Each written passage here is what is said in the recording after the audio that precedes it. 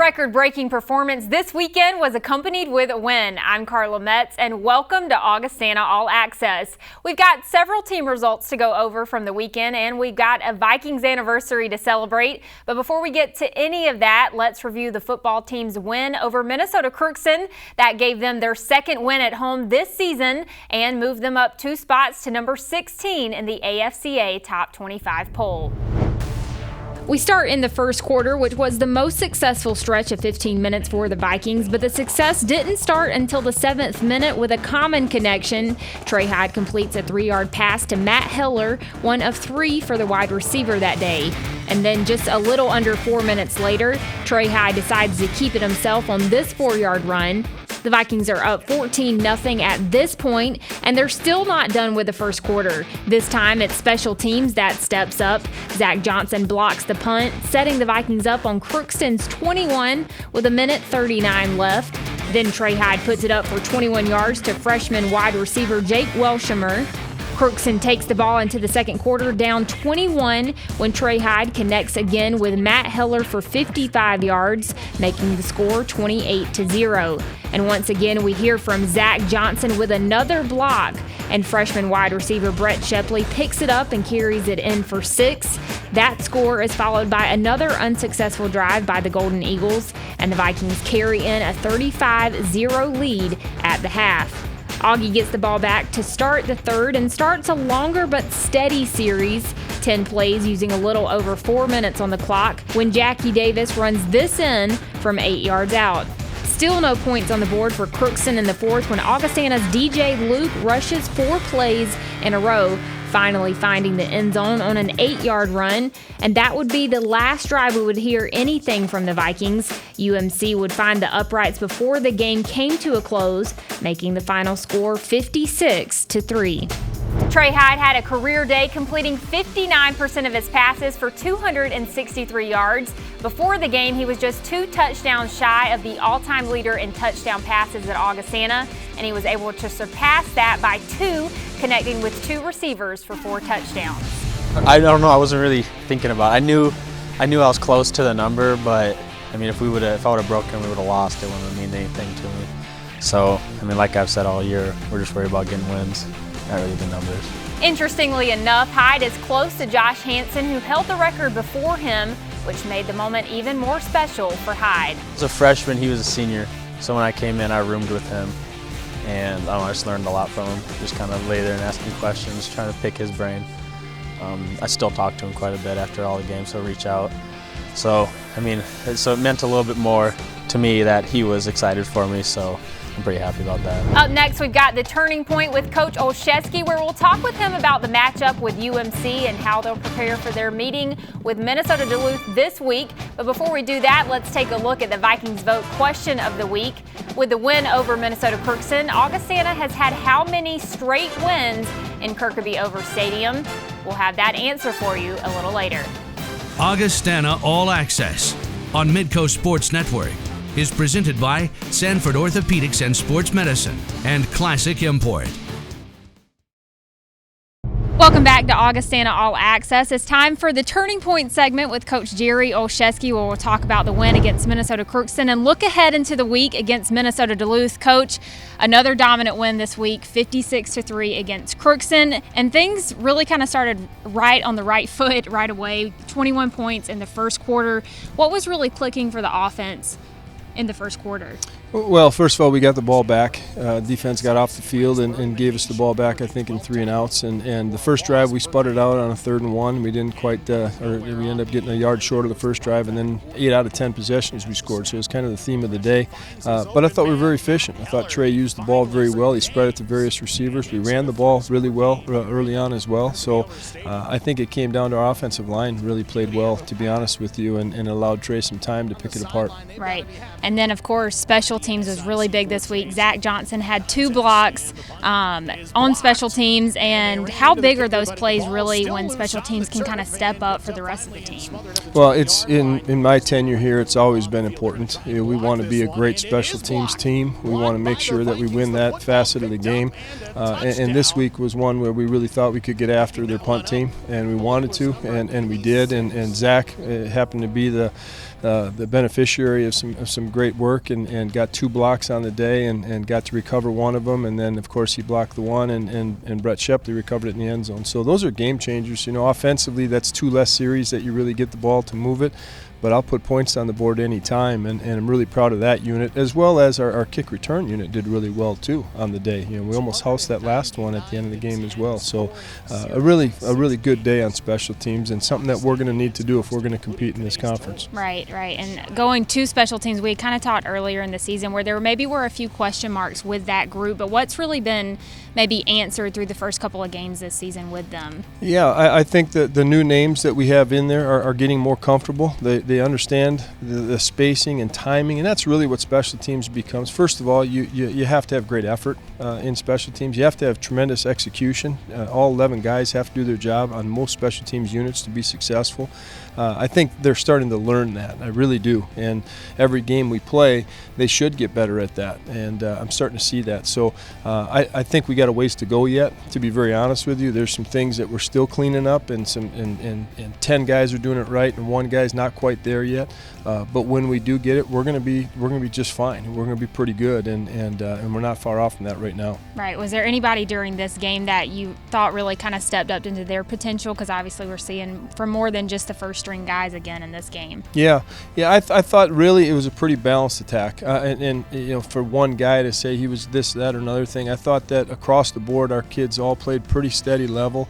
They wanted the shutout so bad defensively, and there's a lot of our 3s and 4s that practice or tail off every day, and some of them don't get a rep on defense even. They might be in our scout unit that were out there playing, and they battled and held them to a field goal. So I'm proud of that. I really am.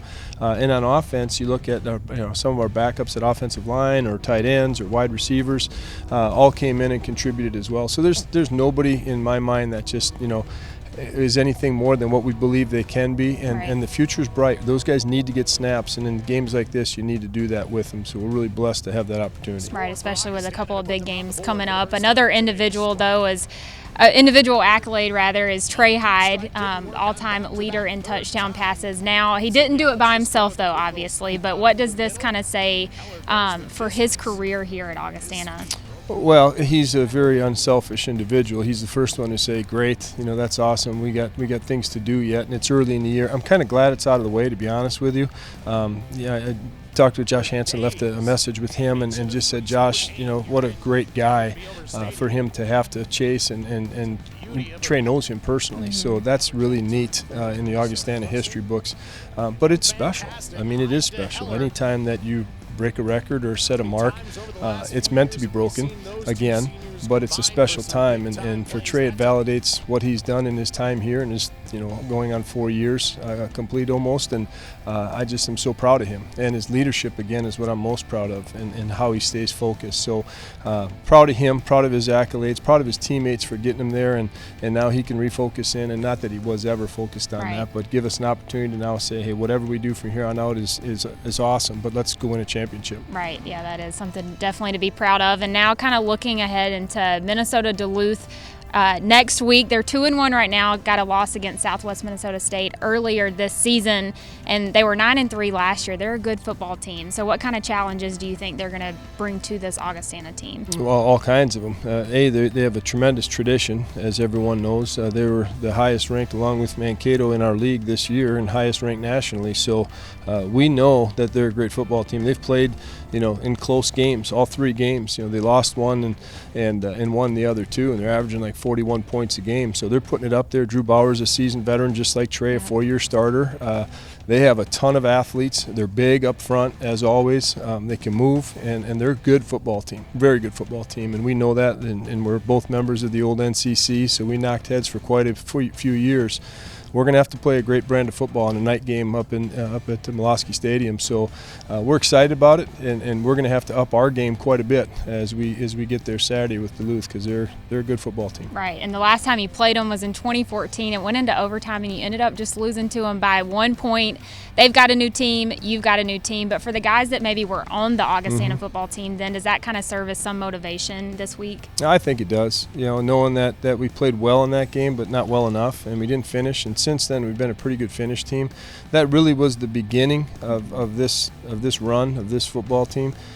because we started to realize that, hey, we can play with anybody, and these kids realize that we've been preaching it for a while, but when they saw it and did it, now they're hungry to get over the top of it. And we want to be undefeated in the North, and that's the last foal we have, and a great challenge for us to mark where we're at as a program. It really is. For us to go up there and play good football and see exactly where we're at will be a great judge to how the rest of the season is going to go as well. So I'm excited for our guys, and yeah, it's a motivator. Anytime you lose in a game like that where you thought you had an opportunity to win, a short memory is okay, but I wanted that to linger a little bit too when we get there. Right, yeah, especially for those veterans. We'll let you get back to game planning this week. Thanks again for joining us. Well, we've still got much more to come on Augustana All Access. We've got a special one-year anniversary to talk about. We'll be right back. Welcome back to Augustana All Access. The start of September marked the one-year anniversary since Augustana went from Augustana College to Augustana University. In addition to reviewing this past year, we wanted to find out what steps it took to make the change and what responsibilities come with a university platform. What's in a name? For Augustana, it was an affiliation as a college, but that all changed September 2015 when the school decided to go from AC to AU.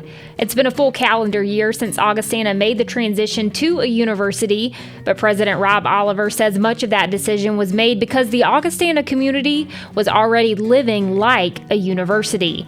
They just changed the name to match an already matured mentality. The process that prepared Augustana for the change started as far back as 2014 and entailed research, surveys, and interviews. One of the things we discovered is that people really didn't understand the full depth and breadth of Augustana, and in many cases they kind of underestimated who we are. And as we continue to press into that and tell people all the things that happen here, they were kind of surprised, and even people who thought they knew us really well. And what they discovered was, boy, you're a lot more like a university. You have original research happening here, publications that are happening here. Your faculty and even your students, travel to conferences and present all over the world. And so as we explored that, the opportunity to change our name to Augustana University gave us the opportunity to really tell the story and to really expand people's understandings of who Augustana really is. And that story starts with the students, who have also evolved into a greater entity since President Oliver started in 2006. The young people have changed, as they continue to come in with new experiences and new backgrounds and things like that. Our students are different today than they were a decade ago or 2 decades ago. And that's certainly a result of the technology and how much they've learned already in high schools, and so they come to us really well prepared, and obviously that means we've got to ramp our programs up, which we have.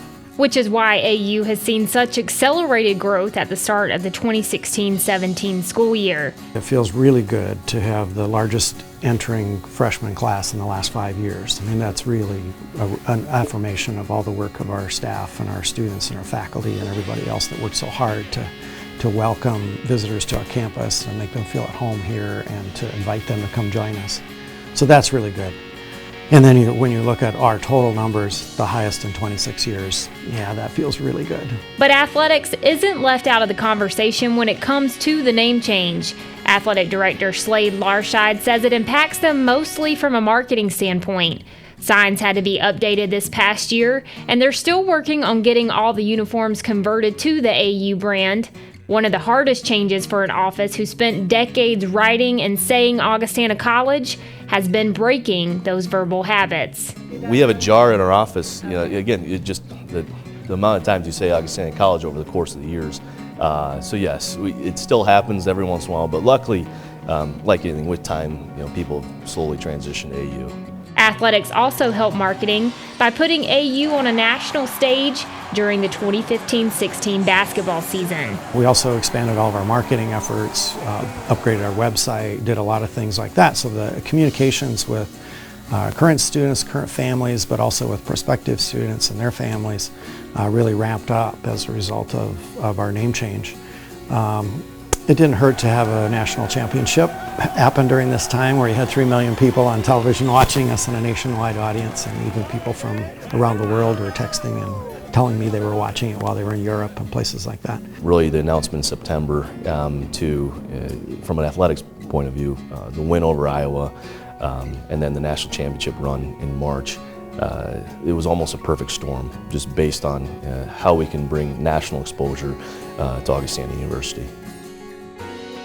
Changes have been the theme around campus this past year, but all for the better, building on the tradition of what was to something even greater for future Vikings. It describes who we have been in the last decade, but really who we fully expect to continue to grow into being.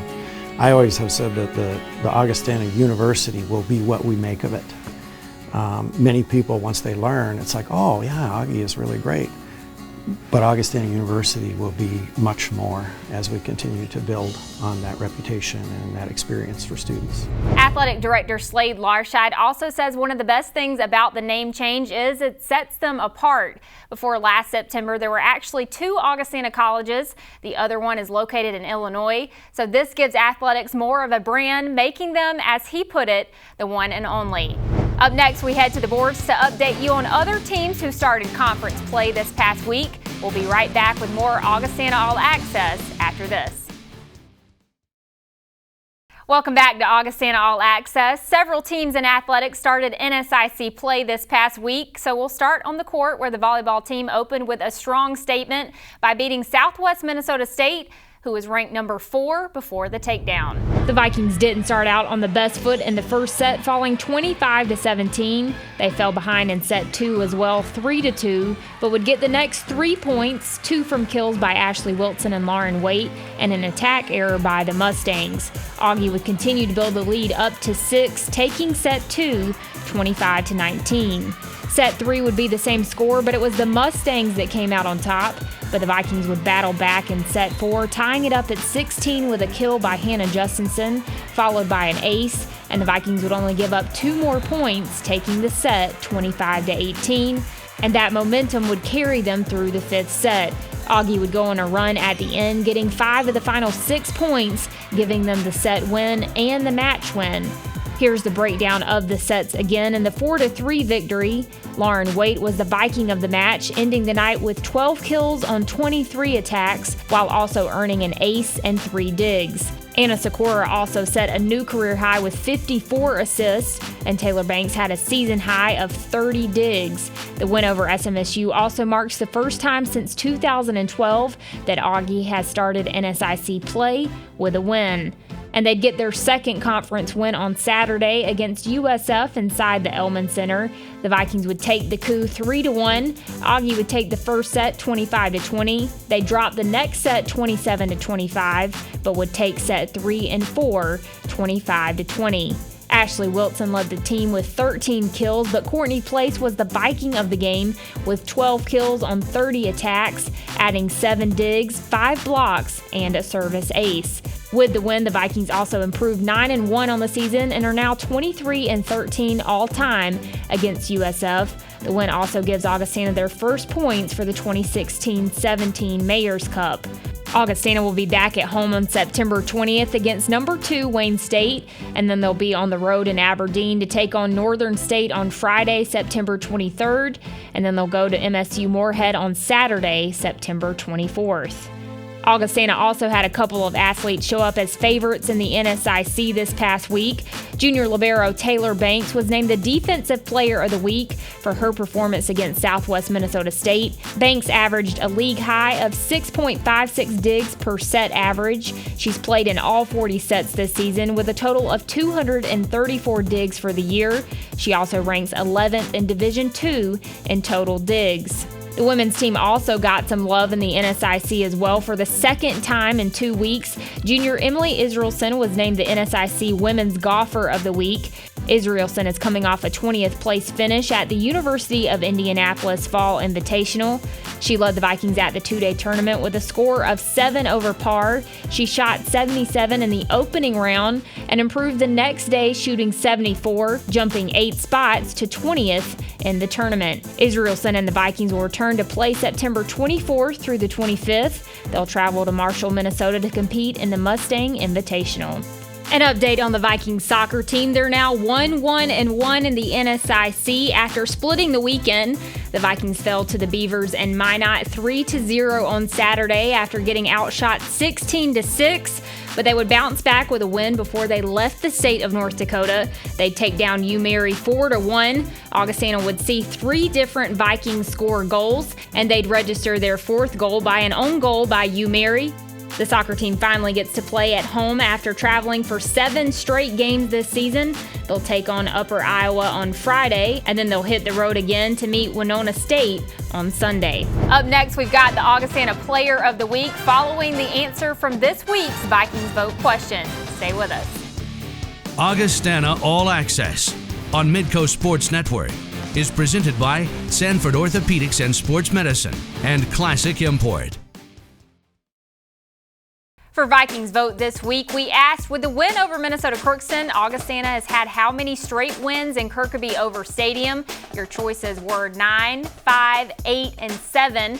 The correct answer this week is 9, which improves the overall KO record to 31-12. And this week's Player of the Week also comes from the Minnesota Crookston matchup and to a group that maybe doesn't always get their fair share of publicity. It's junior Zach Johnson, who had 2 blocks on special teams, which Augustana was able to turn into 14 points.